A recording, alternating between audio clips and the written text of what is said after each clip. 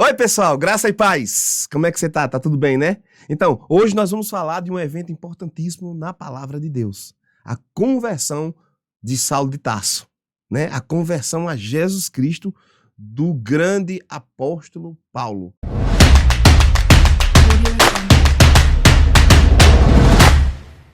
Então, é importante a gente entender esse assunto. A gente está em Atos, capítulo 9, né? E antes da gente entrar no texto, eu vou dar uma contextualizada aqui, vou falar um pouco sobre o próprio Paulo, né? Ou Saulo. Quem era Saulo de Tarso, né? O nome já está dizendo, ele vem da cidade de Tarso, é uma cidade que fica na Turquia. Naquele período ela pertencia a Roma, né? Uma cidade dominada pelo Império Romano, uma cidade importante da época, a cidade universitária. Saulo nasceu nessa cidade. Saulo, por mais que tenha nascido numa cidade que é relativamente distante de Jerusalém, ele era israelita, né? E étnico mesmo, um judeu étnico. Ele era da tribo de Benjamim.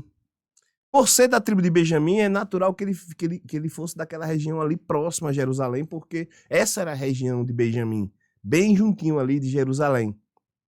Mas a Bíblia demonstra a Bíblia fala claramente que ele era de Tarso, ele nasceu em Tarso, né?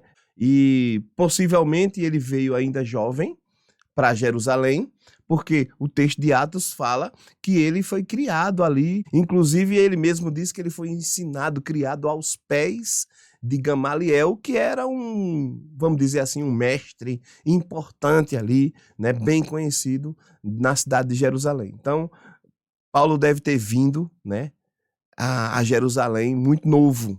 E ali ele era um estudioso, um homem dedicado, né? Ele era um israelita fiel. Por isso que ele veio com toda aquela perseguição contra os seguidores de Jesus Cristo, contra o caminho, né? Como a gente sabe, o caminho era um tipo de denominação dada aos primeiros cristãos, à igreja primitiva, os primeiros seguidores de Jesus Cristo. Mas vamos lá. Então, a gente já vê que Paulo era um homem assim muito religioso, sabe? Alguém que acreditava muito em Deus, né? Alguém que tinha fé, um homem fervoroso, fariseu, podemos dizer fundamentalista, alguém que matava e morria pelo seu Deus, pela sua religião. Aí a gente vai entender porque essa fúria toda de Paulo, né? Também chamado Saulo, contra os primeiros cristãos, né? O nome dele era Paulo ou era Saulo? Ou o nome dele mudou, era Saulo e Deus mudou para Paulo? Existe essa confusão aí, mas não tem nada de mudança de nome. Acreditem, ele era conhecido pelos dois nomes. Isso é comum, né? E no caso de Saulo ou Paulo, isso está claro na Bíblia, né? Não tem essa de ele mudou de nome, quando ele se converteu, Deus mudou o nome dele de Saulo para Paulo. Isso não existe. Não tem nada na Bíblia que indique isso, pelo contrário.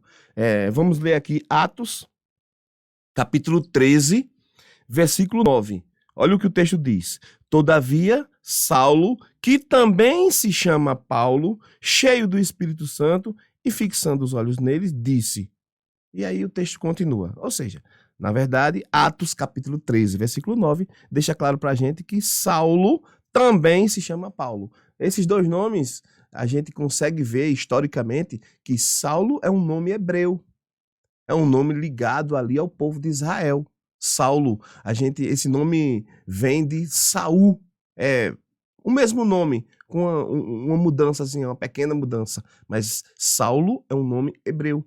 E Paulo é o mesmo nome, só que, posso dizer, latinizado, né? É o nome romano de Paulo, pronto. O nome hebreu é Saulo e o nome romano é Paulo. A gente pode também ver aí que Saulo está ligado, né, aos judeus, a Israel. E Paulo está ligado aos gentios, né? E a gente sabe que Paulo tem uma ligação muito grande com os gentios. embora a gente vai ver claramente que Paulo pregava aos judeus. Então, também dizer que Paulo somente pregou para gentios está errado. Ele pregava muito para judeus, mas ele tinha um alcance, teve um alcance tremendo para com os gentios. Por isso que ele é chamado também apóstolo dos gentios. Mas isso não quer dizer que ele não pregou para judeus. A gente vai ver agora em Atos 9 que ele foi chamado por Jesus Cristo para pregar para os gentios, para os reis e para o povo de Israel, os filhos de Israel, ok? Isso é fato. Se você ler a primeira carta aos Tessalonicenses, você vai ver que Paulo, quando foi para Macedônia, quando ele estava pregando ali, estava entrando na Europa, ele pregou primeiro nas sinagogas e foi perseguido pelos judeus. Você vê em Atos, capítulo 16, ele sai de Tessalônica e vai para Bereia. Quando ele chega em Bereia, para quem é que ele vai pregar? Primeiro para os judeus. Ele tinha esse costume, isso é normal. Então ele pregava para judeus e ele pregava para gentios, mas ele alcançou muito os gentios. Ele foi o apóstolo dos gentios, ele rompeu, né? A gente vê isso acontecer com Pedro, mas ainda havia uma grande resistência do povo de Israel para pregar a palavra, para entrar numa casa de um gentio, mas Deus trabalhou isso na vida de Pedro, mas Paulo foi quem de fato rompeu.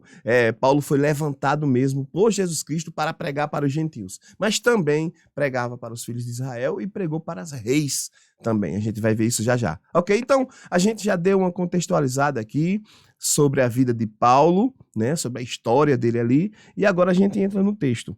Antes da gente entrar no texto de Atos 9 especificamente, eu abri aqui, Atos capítulo 9, a gente tem que entender o que estava acontecendo ali, certo? Porque, Atos 9, versículo 1 diz: E Saulo, respirando ainda ameaças e morte contra os discípulos do Senhor, dirigiu-se ao sumo sacerdote. Olha só. Respirando ainda ameaças e morte. Então, ele já vinha, se você olhar os capítulos anteriores, já estava estabelecida uma grande perseguição. E quem liderava essa perseguição? Saulo. Saulo era quem liderava a perseguição contra o caminho, contra a igreja do Senhor, lá no início da igreja, né? Você vai ver lá no capítulo 6, o capítulo 6 vai falar que a igreja já tinha crescido muito. Se você olhar desde os primeiros capítulos de Atos, você vai ver que a igreja já vai com mais de 5.000 membros, né? Capítulo 2, em torno de 3.000 membros se convertem. Capítulo 4, mais 2.000. E aí a igreja vai com 5.000. E a igreja, nós já estamos no capítulo 6, agora eu estou contextualizando. A igreja já tinha bem mais do que 5.000 membros. E ali naquela... tinha tantos membros que começou a aparecer problemas, né? E houve uma contenda ali entre os irmãos que eram os gregos e os irmãos que eram os hebreus, e ali foi necessário para organizar a distribuição dos alimentos, para organizar aquelas reuniões, os cultos, as santas ceias, né? As festas que eles faziam, as chamadas festas do amor. Os 12 apóstolos mandaram que as pessoas escolhessem, selecionassem, né, aqueles entre eles que fossem homens de boa reputação, homens cheios do Espírito Santo, homens de boa índole, né, homens cheios de sabedoria, o texto diz isso. E ali eles escolhem alguns homens, entre eles tem um camarada lá chamado Estevão, e aí a Bíblia vai relatar em Atos capítulo 6 que Estevão, além de ser um diácono, né, um dos diáconos levantado ali para organizar, para ajudar, para auxiliar, né, os 12 apóstolos, ele também é um grande pregador da palavra de Deus, um homem cheio do Espírito Santo, ousado, sinais e maravilhas e prodígios são feitos através da vida dele. Ele cura pessoas, ele expulsa demônio, ele é um homem cheio, ousado, e isso levanta a inveja daqueles homens de Israel, né, os judeus, e ele é preso. De forma que ele é preso, é julgado, ele se defende. No capítulo 7 de Atos, ele faz uma defesa que é um resumo da palavra de Deus. Ele sai ali falando desde Abraão, Isaac, Jacó, Moisés, Davi, Salomão. Ele ele faz um resumo, ele prega a palavra para eles. Isso demonstra que ele é um homem cheio da palavra, cheio do Espírito Santo, cheio de sabedoria, mas ele é muito ousado também. Ele deixa bem claro que é por isso que ele prega essa palavra toda na sua defesa, e ele deixa bem claro que aquele povo sempre desobedeceu a Deus, sempre desobedeceu ao Espírito Santo, matavam aqueles que eram enviados por Deus, né? Eles rejeitaram os profetas, rejeitaram a Moisés, desobedeceram a Moisés. E o que eles estavam fazendo hoje não era nada diferente do que os pais deles fizeram, né? Eles mataram, agora, naquele tempo deles, tinham acabado de matar o próprio Filho de Deus que tinha vindo, né? Ele está ali defendendo que Cristo morreu, mas Cristo ressuscitou, que Jesus Cristo é o Filho de Deus, Deus é o Senhor. E todo esse discurso ousado dele, deixando claro o pecado daquele povo, fez com que eles se irassem, eles rangem o dente, eles ficam com raiva, e eles vão lá e arrastam Estevão para fora e apedrejam Estevão. Pronto. Chegamos em Saulo. E quem é que estava ali?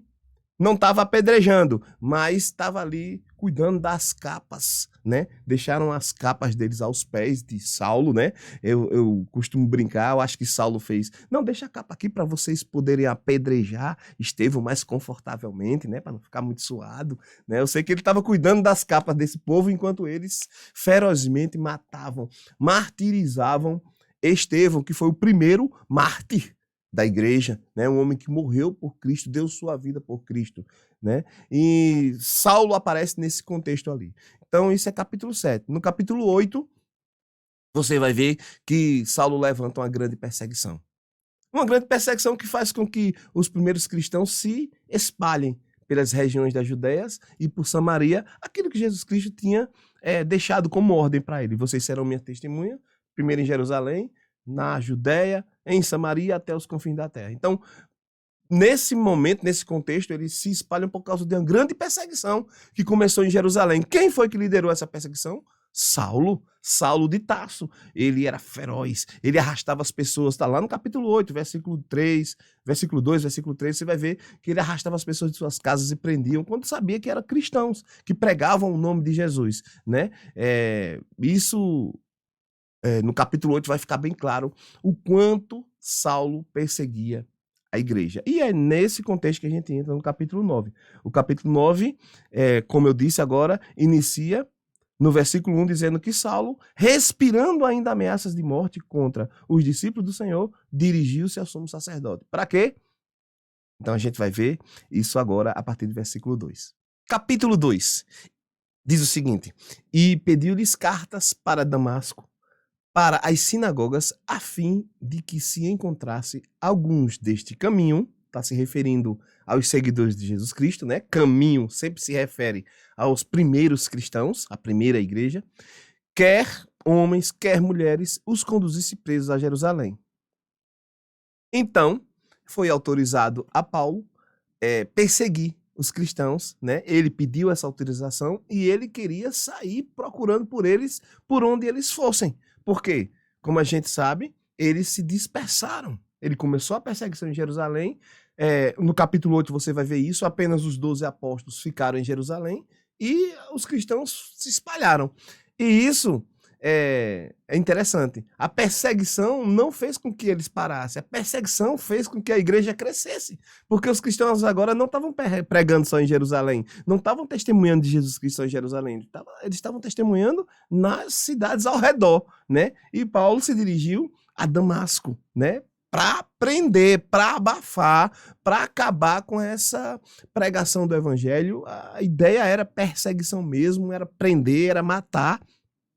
Se a gente ler o texto de Atos, você vai ver que ele, de fato, essa conversão de Saulo, ela não só está em Atos capítulo 9. Você vai encontrar aqui em Atos capítulo 9, Lucas está narrando a conversão de Saulo. Mas em Atos capítulo 22, do 1 ao 11, e capítulo 26, do 9 a 18, você vai ver o próprio Paulo, né, narrando. Ele está fazendo um discurso em sua defesa e ele ali fala dessa conversão também. Então, toda vez que você quiser estudar sobre a conversão de Saulo, é bom você ler Atos capítulo 9, né? E ler também Atos capítulo 22 e Atos capítulo 26. Tá certo? Então, vamos lá para o versículo 3. E indo no caminho, aconteceu que chegando perto de Damasco, subitamente o cercou um resplendor de luz do céu. Olha que interessante. Ele foi alcançado por um resplendor de luz no céu. Isso aí é o momento da conversão. Ou seja, Jesus Cristo se apresentou a ele.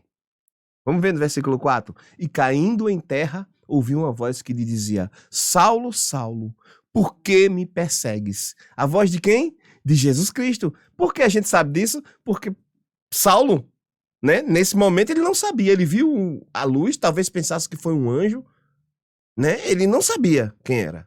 De cara ele não sabia. Tanto que no versículo 5 ele pergunta: Quem és, Senhor? E disse o Senhor: Eu sou Jesus, a quem tu persegues. Duro é para ti recalcitrar contra os aguilhões. Olha só. Então Jesus se revela a ele, Jesus se manifesta a ele, né? Você vai ver que de fato o próprio Jesus apareceu a Saulo, né? E ele diz essa frase: Eu sou Jesus a quem tu persegues. Então essa frase é muito forte. Essa frase tem algo para dizer para mim, para você, para todo mundo que lê o evangelho. Quando alguém persegue a igreja do Senhor, está perseguindo o próprio Jesus Cristo, né? Porque Paulo nunca teve perseguindo na cabeça dele Deus. Ele nunca teve perseguindo nem o próprio Jesus Cristo, mesmo ele considerando que Jesus Cristo não era Deus. Ele estava perseguindo na cabeça e no coração dele os hereges, a seita, aqueles que estavam indo contra Deus, o Deus de Abraão, de Isaac, de Jacó, que ele acreditava. Mas aí Jesus diz: Você está me perseguindo. Então, quando alguém persegue ou vai contra a igreja do Senhor ou qualquer membro do corpo de Cristo, você está indo contra Deus. Isso serve para mim e para você? Claro! Se eu odeio um irmão em Cristo, eu estou agindo contra o próprio Jesus Cristo. Se eu falo mal de alguém que é cristão, nascido de novo, faz parte do corpo de Cristo, eu estou falando mal de Jesus Cristo. Jesus Cristo olha para mim e diz: Esse camarada tá me mexendo comigo. Entendeu? Então é muito importante a gente ter essa consciência de que quando a gente toca no corpo de Cristo, a gente está tocando em Jesus Cristo. Jesus Cristo deixou isso bem claro para Saulo de Tarso, ok? Então, versículo 6, e ele tremendo e atônito disse: Senhor, que queres que eu faça? Pronto, o homem se converteu. Por quê? Aquela luz se declarou, aquela visão, aquela manifestação de Jesus Cristo, ou seja, o próprio Jesus disse a ele que ele era Jesus. Então, normal é que ele dissesse: Você não é Deus. Não. Ele, no momento, já olhou, o texto mostra aqui, ele é atônito e ele diz: Senhor, o que queres que eu faça? Ele já chama Jesus de Senhor, sabendo que é Jesus. No primeiro que ele disse: Quem és, Senhor? Ele ainda não sabia quem era, mas aqui ele já sabe quem é, porque Jesus já se declarou para ele: Eu sou Jesus a quem tu persegues. Aí ele disse: Senhor, o que queres que eu faça? E aí Jesus disse: Levanta-te e entra na cidade, e lá te será dito o que te convém fazer. Ok? Levanta-te, entra na cidade, e lá te será dito o que te convém fazer.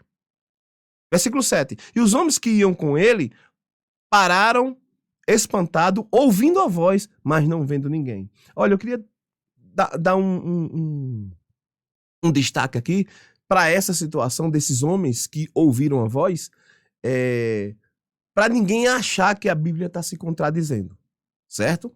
Olha só, versículo 4 diz: E caindo em terra, ouviu uma voz que lhe dizia: Saulo, Saulo, por que me persegues? Né? Então, aqui é como Saulo ouviu. E no versículo 7, e os homens que iam com ele pararam espantados, ouvindo a voz, mas não vendo ninguém. Certo? Esses homens entenderam o que Jesus Cristo falou com Paulo, porque alguém pode dizer: olha, esses homens ali, eles estavam ouvindo também tudo que Jesus disse a Paulo, porque o texto diz aqui que eles ouviram a voz. Eles apenas não viram ninguém, mas a voz eles ouviram. Então, é muito importante a gente estudar as línguas originais por isso. Porque quando você vai estudar o grego original, você vai ver que a palavra usada para ouviu no versículo 4 e a palavra usada para ouviram, né? Ouvindo a voz, no versículo 7, elas estão em formatos diferentes. Elas estão em tempos diferentes. E no grego tem algo o português também tem. Elas estão num modo diferente. E isso muda todo o significado. No grego, né, quando ela está em um modo, ela tem um significado. Quando ela está em outro modo, ela tem outro significado. Né? Eu não vou dar uma aula de grego aqui para vocês, claro que não. Né? Nem pretendo, eu ainda estou estudando grego, mas o que eu sei é o bastante para entender que no versículo 4, a palavra ali, ó, e caindo por terra, ouviu uma voz, no grego ela está no que chamam de acusativo, ou seja, ouvir o conteúdo, entender, ouvir o conteúdo do que está sendo falado e entender. É tanto que, e caindo em terra, ouviu uma voz que lhe dizia: Saulo, Saulo, por que me persegues? Ele entendeu. Por que me persegue? Ele fez: quem és, Senhor? E disse o Senhor: eu sou Jesus a quem tu persegues. Duro é para ti recalcitar contra os agrilhões. Né? E ele tremendo, atônito: Senhor, o que queres que eu faça? Então, ele entendeu. Esse ouvir aí no acusativo significa ouvir o conteúdo, ouvir e entender. Agora, lá no versículo 7, quando diz: e os homens que iam com ele pararam espantados, ouvindo a voz, esse ouvindo, ele está no genitivo. E no modo genitivo significa ouvir o som sem saber o que é. Você ouve o som, que barulho é esse? Mas você não entende. Então, eu não sei se eles ouviram um estrondo, eu não sei se eles ouviram um tipo de som natural, a Bíblia não diz, mas a Bíblia diz que eles ouviram a voz. Ou não sei se eles ouviram uma voz como de trombeta, eu não sei se eles ouviram uma voz como um trovão, mas eles ouviram. Agora, eles não entenderam o que ele estava falando. André, só nesse texto aqui dá pra gente ver isso? Não, você vai ter que ler tanto Atos lá no capítulo 22, como Atos no capítulo 26, e vai te ajudar a compreender isso. Que Saulo tanto viu como entendeu bem o que Jesus Cristo falou, né? Versículo 8 diz: e Saulo levantou-se da terra e, abrindo os olhos, não via ninguém. Ele abriu os olhos, né? Ele não ficou com o olho colado, ele abriu, mas estava cego, não conseguia ver nada. Alguém o guiou pela mão e o conduziram a Damasco. Com certeza ele pediu: vamos para Damasco. E alguém foi conduzindo ele porque ele realmente não conseguia ver. E no 9 diz que ele esteve 3 dias sem ver e não comeu e nem bebeu. Mas se não comeu e nem bebeu, a gente vai ver que ele estava de jejum. Ele ficou atônito e ele decidiu ali jejuar e orar. Ele era um homem fervoroso, ele era um homem de Deus, ele acreditava no Deus de Abraão, de Isaac, de Jacó. Ele está sendo convertido a Jesus Cristo. E agora ele entra naquele lugar e a gente vai ver que, além de comer e não beber, ele estava orando. A gente vai ver isso já já, tá bom? Antes da gente partir para os outros versículos, eu quero falar sobre uma expressão que Jesus disse com Paulo, disse: duro é para ti recalcitrar contra os aguilhões. Isso é uma frase estranha, né, pra gente. O que quer dizer isso, né? Eu acredito que isso era uma expressão comum, né, entre os hebreus, algo que Paulo entendeu bem quando Jesus falou, né? O que é agrilhões? Agrilhões agrilhões não, aguilhões. O que são aguilhões? Eram ferramentas, né, que eram colocadas nos carros de boi ou nos arados, não sei, alguma coisa para que o boi conduzisse, né, aquele carro de boi, aquela carga, e para manter o boi no caminho, né, ele tinha essa ferramenta pontiaguda, devia ficar aqui nos quartos do animal. Para quê? Para que o animal obedecesse. Então, por mais que o animal lutasse, ele não conseguia lutar porque doía, né? Topava assim no corpo dele aqui, se ele mexesse para um lado, doía, se ele mexesse para o outro. Então, fazia com que ele ficasse quietinho ali. Não adiantava ele lutar. Não adiantava ele recalcitrar contra os aguilhões. Ele tinha que ficar ali naquele prumo, certo? Então, recalcitrar é lutar, né? Então, é isso. Jesus disse: não adianta você lutar. Porque ali devia ter um grande conflito, certo? Isso também nos leva a entender que Paulo, ele vinha antes da conversão sendo tratado pelo Espírito Santo, né?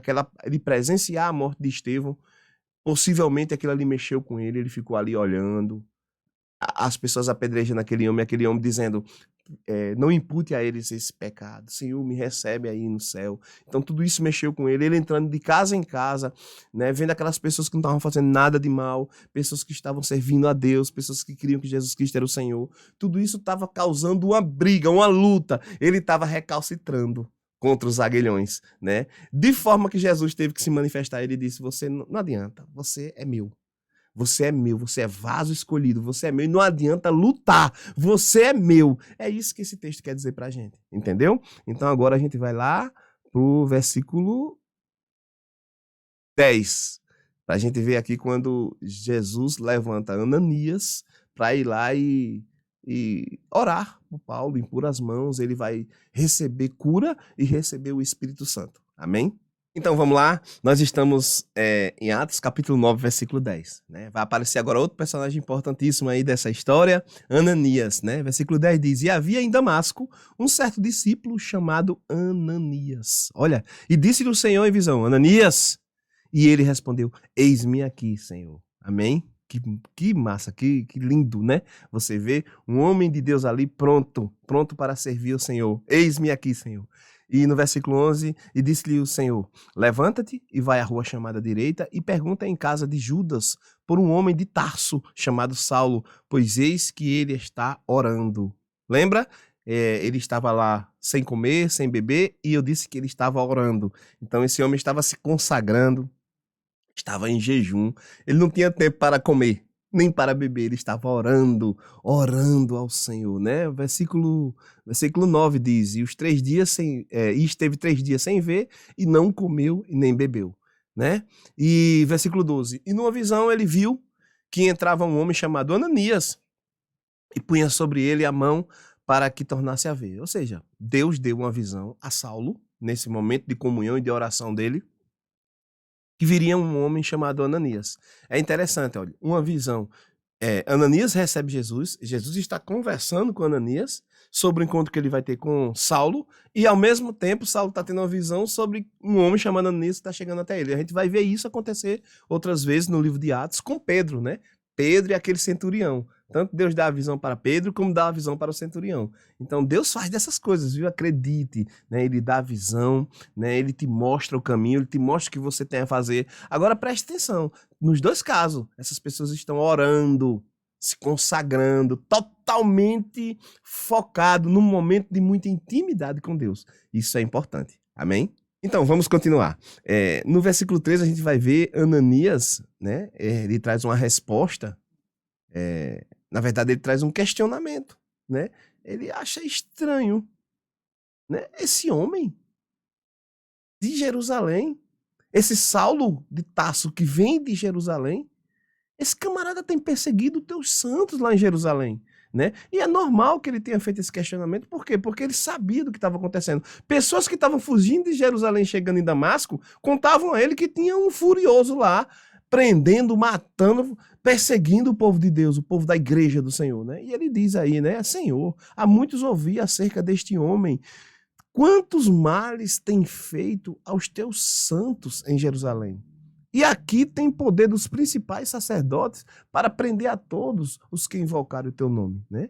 E ele tinha razão nisso. Ele achou estranho isso. Aí Jesus diz o seguinte: diz-lhe, porém, o Senhor: vai, porque este é para mim um vaso escolhido, para levar o meu nome diante dos gentios, dos reis e dos filhos de Israel. E eu lhes mostrarei o quanto deve padecer pelo meu nome. Olha que legal, né? Aí tá claro aí, mostrando, o Senhor mostrando que ele é vaso escolhido. E olha só, para levar o meu nome diante dos gentios, dos reis e dos filhos de Israel. Então, mudou um pouquinho a ordem aí, né? Porque o normal é que o nome de Jesus viesse primeiro para Israel e depois para os gentios. Mas já o apóstolo Paulo, né? Já Saulo, quando foi levantado por Deus, a ordem mudou. Ele vai levar o nome de Jesus diante dos gentios, dos reis e dos filhos de Israel. Mas deixa claro para a gente que Paulo também ia pregar para Israel, para os gentios e até para os reis, né? A gente tem a comprovação disso na Bíblia? Tem, né? Os gentios, claro que ele pregou para os gentios.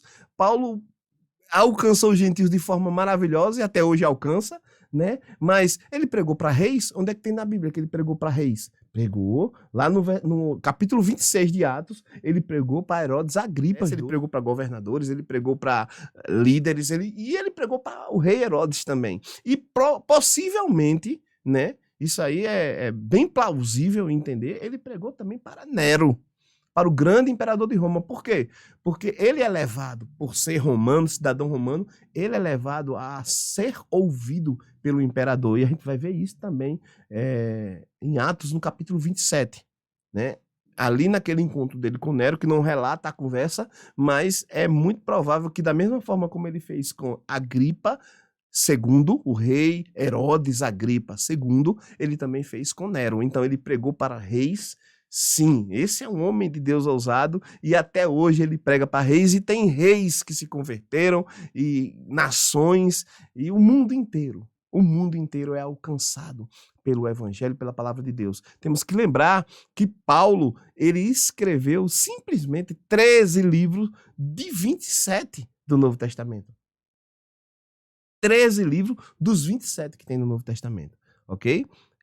Fora o livro de Atos, que não foi escrito por ele, mas tem muito da vida de Paulo no livro de Atos. O livro de Atos, do capítulo 1 até o capítulo 13, o personagem principal é Pedro.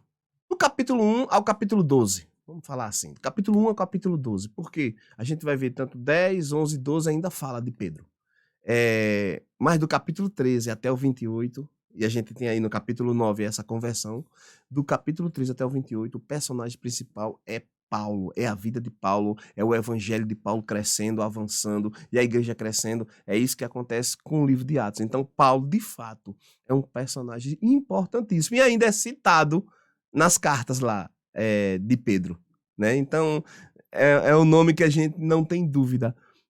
Talvez, depois de Jesus Cristo, né? Talvez não, eu digo sem dúvida. Depois de Jesus Cristo, é o principal nome do evangelho, é o nome do apóstolo Paulo, certo? Vamos lá, 17, Ananias foi, então, o texto vai mostrar aí, eu vou dar uma avançada agora, que Ananias vai, encontra com Paulo, chama ele de irmão, trata aquele que era seu inimigo como irmão, porque Jesus Cristo já falou que ele era vaso escolhido, né? Então, Ananias ora por ele. O texto vai dizer no versículo 17 que ele impõe-lhe as mãos, né? E o que acontece? Logo lhe caíram dos olhos as escamas, né? Ele coloca aqui, deixa eu ver, versículo 18. E logo lhe caíram dos olhos como que umas escamas, e imediatamente recuperou a vista. E levantando-se foi batizado. Então você vê aí as duas coisas acontecendo, né? Ele impõe as mãos e chega a cura, e chega o batismo no Espírito Santo na vida de Paulo. Paulo já tinha se convertido. O próprio Jesus pregou o evangelho para ele. O Espírito Santo convenceu, né? E o próprio Jesus pregou para ele, mas ele precisava ainda ser curado e ele precisava receber o Espírito Santo para ser testemunha de Jesus até os confins da terra. Então, o que foi que aconteceu? Paulo ali foi curado e foi batizado com o Espírito Santo. E tendo comido, ficou confortado e esteve Saulo alguns dias com os discípulos que estavam em Damasco, né? Aqui o texto vai mostrar uma lacuna, porque a gente só vai entender o que aconteceu aqui mesmo, lendo outros textos, lendo as cartas de Paulo, para a gente entender o quanto tempo foi que ele passou em Damasco. De Damasco, ele foi direto para Jerusalém? Não. Ele foi para outro lugar. Depois ele voltou para Damasco, aí ele foi perseguido, aí ele foi para Jerusalém. Isso não está aqui, mas a gente vai entender se a gente ler outros textos. Então, 20. E logo na sinagoga pregava a Cristo que este é o Filho de Deus. Então, Paulo começou a pregar logo. Assim que ele se recuperou ali, ele começou a pregar Cristo e isso causava espanto, né? 21. E todos os que ouviam estavam atônitos e diziam: não é este o que em Jerusalém perseguia os que invocavam este nome? E para isto veio aqui, para os levar preso aos principais sacerdotes? Eles estranhavam. Oxe, esse cara era um perseguidor e agora ele está pregando Jesus como Filho de Deus? 22. Saulo, porém, se esforçava muito mais, e confundia os judeus que habitavam em Damasco, provando que aquele era o Cristo. E tendo passado muitos dias, os judeus tomaram conselho entre si para o matar. Mas as suas ciladas vieram ao conhecimento de Saulo, e como eles guardavam as portas, tanto de dia como de noite, para poderem tirar-lhe a vida, tomando-o de noite, os discípulos os desceram dentro de um cesto para né, dentro de um cesto pelo muro. Aí o 26 já diz, ó, e quando Saulo chegou a Jerusalém, procurava juntar-se aos discípulos, mas todos o temiam, não crendo que fosse discípulo, né? Vou abrir um parêntese aqui. Parece aqui, você lê no texto, que ele se converteu, pregou ali alguns dias em Damasco e já foi para Jerusalém. Mas não, a gente tem que harmonizar isso com outros textos. Se você for lá para... Deixa eu ver, eu anotei o texto aqui. Se você for lá para Gálatas, capítulo 1, versículo 17 e 18, ele vai dizer, Paulo vai dizer que de Damasco ele foi para a Arábia. Ele viajou. Ele dali, ele pregou alguns dias em Damasco, a gente tem que entender isso. Ele pregou alguns dias em Damasco e foi evangelizar, foi pregar o evangelho pela Arábia. Passou muitos anos para lá. Muitos não, né? É possível que ele tenha passado 3 anos pregando lá, porque você vai ver isso lá em Gálatas. Leia Gálatas 1, 17 e 18. Eu vou ler aqui para vocês. Gálatas 1, 17 e 18. Para a gente entender isso. Gálatas 1, 17 e 18. Diz assim, ó. Vou ler um pouco antes. Olha, versículo 15. Mas quando aprove a Deus, que desde o ventre da minha mãe me separou e me chamou para a sua graça, revelar seu filho em mim, para que o pregasse entre os gentios, imediatamente não consultei carne nem sangue. Então, ele está dizendo aqui que ele recebeu do próprio Jesus Cristo, né? Tudo que ele precisava. Quando foi que ele recebeu de Jesus Cristo? No encontro dele com Jesus Cristo, e aqueles 3 dias que ele passou jejuando e orando sem comer, ali Cristo revelou muita coisa a ele. E ele está dizendo aqui que ele não tornou a Jerusalém, assim que ele estava em Damasco, que ele nasceu de novo, que ele conheceu Jesus Cristo. Não, ele, antes de tornar Jerusalém, né, nem tornei a Jerusalém a ter com os que já antes de mim era apóstolo, mas parti para a Arábia e voltei outra vez a Damasco. Então, ele esteve na Arábia por algum tempo e depois voltou para Damasco. Nessa volta dele para Damasco, ele foi perseguido. Porque ele voltando já da Arábia, desse período que ele passou lá, pregando o evangelho, recebendo mais revelações de Jesus Cristo, porque Jesus Cristo não apareceu a Paulo apenas na sua conversão. A gente vai estudar isso olhando no livro de Atos, o tratado de Atos. Jesus apareceu para ele em outros momentos. Por isso que eu sempre digo, não leia só sobre a conversão de Paulo em Atos, no capítulo 9. Leia também em Atos, no capítulo 22 e no capítulo 26, que você vai ter essas informações, certo? A gente está no versículo 23.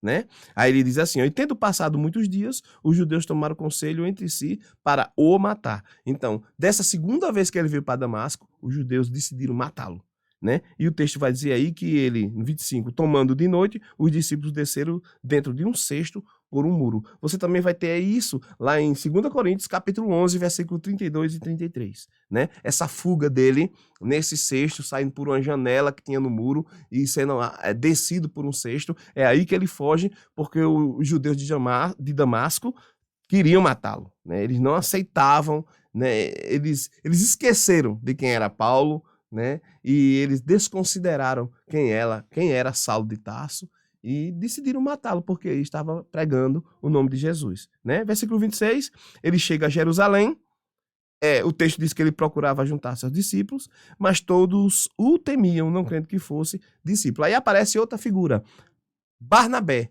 né? Outro homem de Deus, outro apóstolo também, né? Ele toma Saulo consigo, diz, não, peraí, eu vou apoiar esse cara ele era o perseguidor, mas eu vi como esse homem pregava o evangelho, né? Barnabé andou com ele, né? E Barnabé lhes contou como no caminho ele vira Saulo, né? Ao Senhor e lhe falara, e como em Damasco falara ousadamente no nome de Jesus.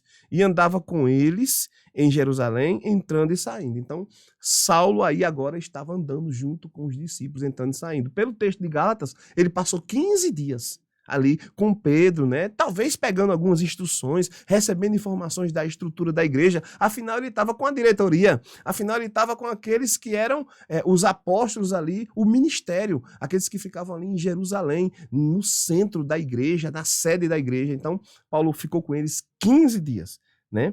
E 29, falava ousadamente no nome do Senhor Jesus, falava também, disputava contra os gregos, mas eles procuravam matá-lo. Então, mesmo em Jerusalém, Paulo continuava sendo perseguido, como todos da igreja do Senhor era. Né? 30, sabendo, porém, os irmãos o acompanharam até Cesareia e o enviaram a Tarso. Então, Paulo agora vai para a sua cidade, vai para a região onde ele nasceu. né?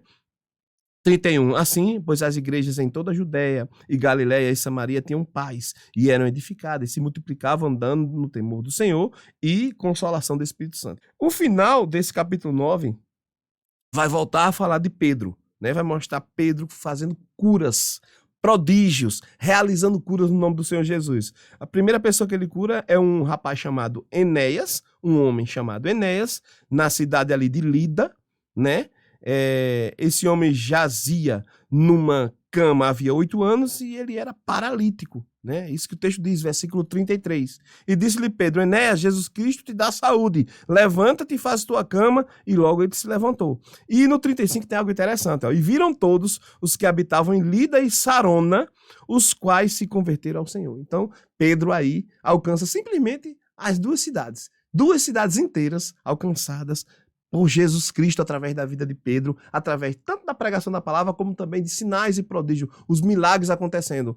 Parêntese, nossa igreja tem que andar no sobrenatural. Nós pregamos a palavra, mas os milagres têm que acontecer. Eu tenho falado isso, né? As pessoas têm que vir para a nossa igreja em busca de cura, em busca de uma palavra de conforto, em busca de uma palavra motivadora, em busca de salvação. Claro, mas eles devem vir, o mundo deve chegar na nossa igreja e enxergar isso. Aqui tem cura, aqui milagres se manifestam, aqui se manifesta o sobrenatural de Deus, porque era isso que esses homens faziam. Amém? No 36 vai falar de outra cidade chamada Jope, e lá existia uma mulher chamada Tabita, né? Que também se chama Dorcas. Olha, Saulo tinha 2 nomes. Ele era Saulo, também chamado de Paulo, ou era Paulo, também chamado de Saulo, né? E essa mulher aqui também, acontecia isso com ela. Ela era chamada Tabita, né? O texto diz que traduzido se diz Dorcas. Então, essa mulher era conhecida pelo seu nome, possivelmente aqui, um nome em hebreu e um nome traduzido para o grego,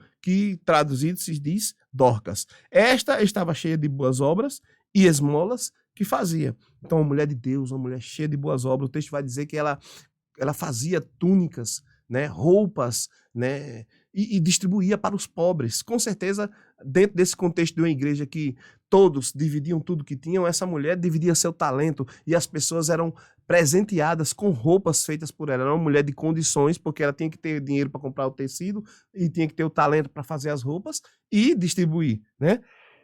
Essa mulher morreu. Vamos lá, 38.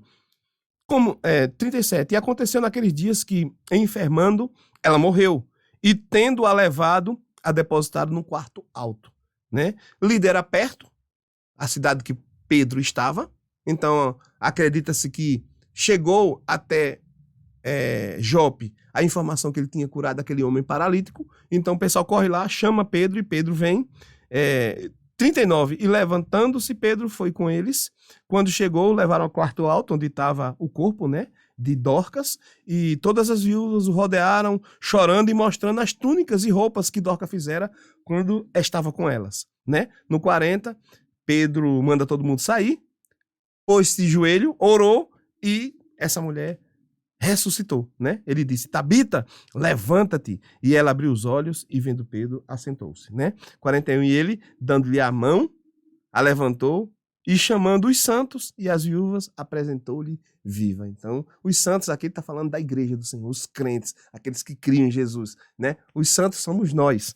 Amém? Então, todos viram que ela ressuscitou. 43. E ficou muitos dias em Jope com um certo Simão curtidor. Olha o 42, eu pulei o 42. E foi isso notório por toda Jope, e muitos creram no Senhor. Então, mais uma cidade, né, praticamente toda alcançada pela palavra de Deus, por causa também dos milagres, né? A gente tem que entender, eu vou abrir mais um parênteses aqui, a gente tem que entender que a fé, para as pessoas serem salvas, ela tem que vir pela palavra de Deus, não só pelos milagres, né? Mas tem que vir pela palavra. Romanos 10, versículo 17, diz que a fé vem pelo ouvir e ouvir a palavra de Deus. Então, toda a fé, ela tem que ser originada na palavra de Deus. E a fé, para ser salvo, também tem que ser originada na palavra de Deus. Não adianta a pessoa se converter porque ficou espantado com alguém se levantando de uma cadeira de roda. Mas ele entendeu quem foi que curou aquela pessoa? Ele entendeu que é o nome de Jesus? Ele entendeu que É Jesus Cristo quem cura, é Jesus Cristo quem salva. E isso ele vai entender pela palavra. E é assim que as pessoas creem em Jesus Cristo. A fé para crer em Jesus Cristo, ela vem pelo ouvir a palavra de Deus. Mas os milagres eles são importantíssimos. Os sinais e maravilhas eles tornam evidência, tornam evidente que Cristo de fato está curando, está salvando. Por isso que nós temos que desejar, nós temos que procurar os dons, desejar que Deus se manifeste na nossa igreja, que as manifestações espirituais aconteçam, porque elas têm sim uma importância para o povo do mundo, né? Eles verem que de fato Deus está curando, que os milagres são reais e que eles acontecem. Isso acontecia aqui. Eles pregavam a palavra, mas eles também eram ousados e sinais e prodígios aconteciam o tempo todo e a igreja se multiplicava. É isso que a gente está vendo nesse texto. Por fim, para a gente terminar, tem uma informação bem interessante que diz que Pedro ficou muitos dias em Jope com um certo Simão curtidor. Por que colocaram a profissão desse rapaz? Curtidor. Sabe, isso não é em vão. Tudo na Bíblia tem um propósito, né? A gente tem que lembrar que, segundo a cultura judaica, você não podia se relacionar com alguém que pegava em animais, em carcaça, em alguma coisa que morreu, né? Isso era abominável para o povo de Israel. Se tornava impuro aquele que tocava numa carcaça de um animal que morreu. E esse camarada aí, ele era curtidor. Você sabe o que é curtidor? É alguém que trabalha o couro, é alguém que faz sola, é alguém que faz couro. Então ele pega na pele do animal morto e ele trabalha, curte, né? O curtidor, ele trabalha esse couro do animal para que ele se torne um couro onde vai poder ser trabalhado para fazer um solado de uma sandália, um sapato, alguma coisa assim, né? Ele era curtidor e entrava em contato com esse animal morto, essa parte do animal morto. Nunca que um judeu ficaria em contato com um homem desse. Esse homem era necessário, tinha judeus curtidores, tinha que ter, mas ele sabia que ele era impuro, ele tinha todo um processo para ele se purificar. Quando ele tocava nesse animal, por mais que ele estivesse trabalhando, existia todo um procedimento. Não era fácil a vida desses homens. Era uma profissão considerada uma profissão impura, uma profissão indigna, o curtidor. E Pedro ficou hospedado na casa dele. O que é isso? Isso aí já vai dar pra gente uma cena dos próximos capítulos, né? Já é uma deixa. Por quê? Porque nos próximos capítulos, capítulo 10 e capítulo 11, você vai ver Pedro sendo alcançado por Deus. E Deus mostrando a ele que não tem isso. O que ele purificou é puro, é santo. E ele não tem essa história de, não, eu tenho que rejeitar aquele ali porque ele é impuro. A palavra não pode chegar até os gentios, eu não posso entrar na casa do gentio porque o gentio é impuro, eu só posso... A palavra de Deus só alcança a Israel, só o judeu é digno de salvação. Não, Deus já está mostrando a ele aí, ele já está sendo convencido por Deus, ele já está se disponibilizando a entrar na casa de um curtidor e ficar hospedado, e ficar com ele. Isso era Deus já trabalhando no coração dele. Daí ele vai... outra coisa que era impossível acontecer, mas aconteceu, porque nos próximos 2 capítulos você vai ver Pedro sendo alcançado por Deus para entrar na casa de um gentio. Entrar na casa de um romano. Isso era algo abominável, né? Jesus Cristo, quando veio, morreu naquela cruz, ele morreu por todo o mundo, por toda a humanidade. Ele veio para os seus, mas os seus o rejeitaram e ele agora ele é para todo mundo, né? Para todo aquele que crê. Jesus Cristo está agora abrindo a porta para todo aquele que crê nele de coração, que crê em Jesus Cristo como Senhor e Salvador, aquele seja salvo, seja feito filho de Deus, né? A gente vê isso já nesse último versículo, ele já abre essa ideia. Rapaz, a coisa mudou agora. Então Pedro agora fica alguns dias, né, muitos dias, com um certo sermão curtidor. E a partir daí você vai ver Pedro sendo transformado por Deus. O coração de Pedro sendo transformado. A ideia de Pedro mudando, né? Ele mudando o pensamento. Deus trabalhando no coração dele para que ele pregue, para que ele entre na casa de um gentil, para que ele pegue a palavra para o gentil. Para quê? Para que a igreja alcance não só Jerusalém, não só a Judeia, não só Samaria, mas os confins da terra. Toda a humanidade deve receber a palavra de Deus e todas as nações, né, todos os povos crerão, né? Eu não estou falando de salvação universal. Eu estou falando que Jesus Cristo é a vontade de Deus que todos sejam salvos. E a palavra tem que ser pregada para todos, sem acepção. Todos devem receber essa palavra, todos devem ter a oportunidade de ouvir a palavra de Deus e que essa palavra de Deus gere fé no coração deles para que eles creiam em Jesus e confessem Jesus como Senhor e Salvador. Então, amém. Que legal. A gente concluiu um capítulo maravilhoso da palavra de Deus. Né? E eu quero deixar para você o seguinte. Deus transformou a vida de Saulo de Tarso. Deus transformou a vida de Pedro. E Deus está transformando. Né? Ele já começou uma boa obra em mim e em você. E ele vai concluir, como Paulo diz lá em Filipenses, no capítulo 1, versículo 6. Deixe a palavra de Deus transformar a sua vida. Lembre-se sempre, a palavra de Deus ela é para ser estudada, ela é para ser analisada. A palavra de Deus é para você meditar e a palavra de Deus é para você praticar. Que Deus te abençoe. Se você gostou desse vídeo, você curte, você compartilha, você indica para seus amigos, se inscreve no canal aí, que sempre eu vou estar aqui trazendo novidades para você. Não trago um novo evangelho, eu trago sempre a palavra de Deus. Que Deus me abençoe, que o Espírito Santo me conduza a ensinar sempre a pureza, a pura palavra de Deus para você. Então, se você gostou, né, você pode curtir, você pode compartilhar, você pode se inscrever no canal, deixa aí seu comentário, que Deus abençoe. Lembre-se, a palavra de Deus é para meditar.